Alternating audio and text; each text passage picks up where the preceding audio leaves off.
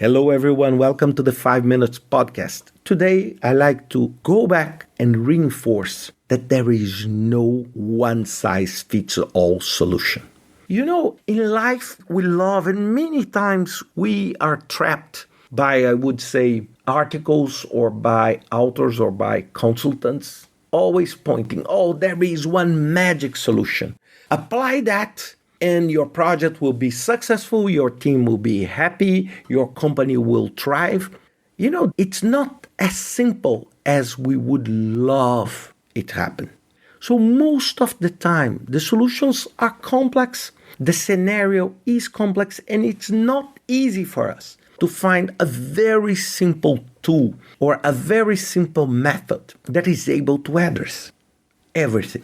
Let me give you an example. Let's suppose you have a manufacturing company or even a software company.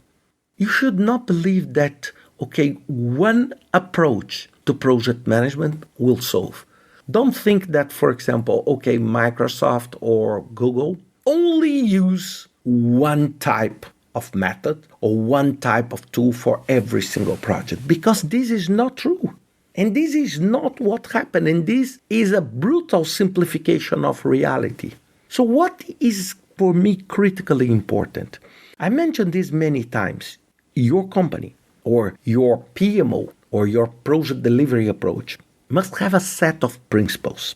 And these principles, as I said, they guide behavior. And they became very popular with the Agile Manifesto. The Agile Manifesto is a set of principles. When they say that they prefer working code than documentation, it's clear saying if you need to prioritize, it's more important that you prioritize the quality of the code than the documentation. But it's not saying how you should do that.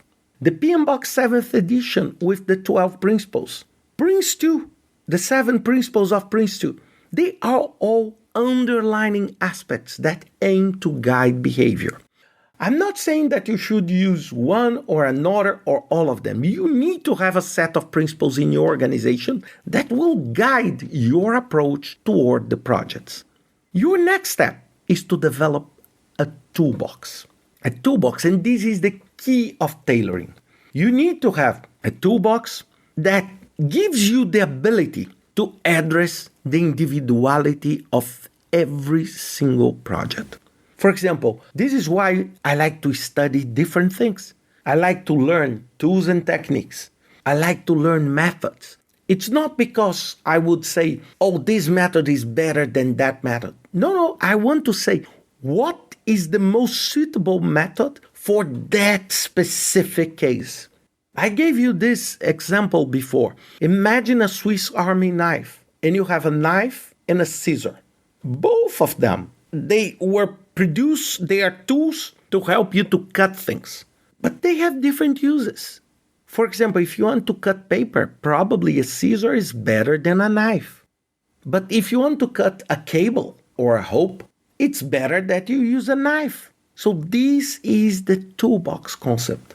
Many times I mix everything, and this is tailoring. When you do tailoring, you use the best approach and the best set of tools to that specific project, to that specific scenario. This helps you to deliver a solution that a project management solution or a project management method or a project management toolbox that will help you to address that specific needs in that specific area of your company. This is why you should never create, I would say, a single roadmap, a detailed roadmap for every single project. You can create a set of principles that can be applied to every single project.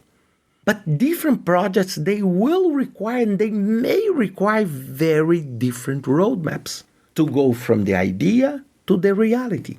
And this is why it's so important. And this is why, for example, we were talking about the jobs report of PMI recently. They just released it about the job market. One of the key competencies we are looking today in project managers, scrum masters, team managers, product owners is their ability to be able to understand the different methods, the different approaches, and tailor to that specific case. This is what really makes a big difference for those who are working in this area. So think about that and see you next week with another 5 Minutes podcast.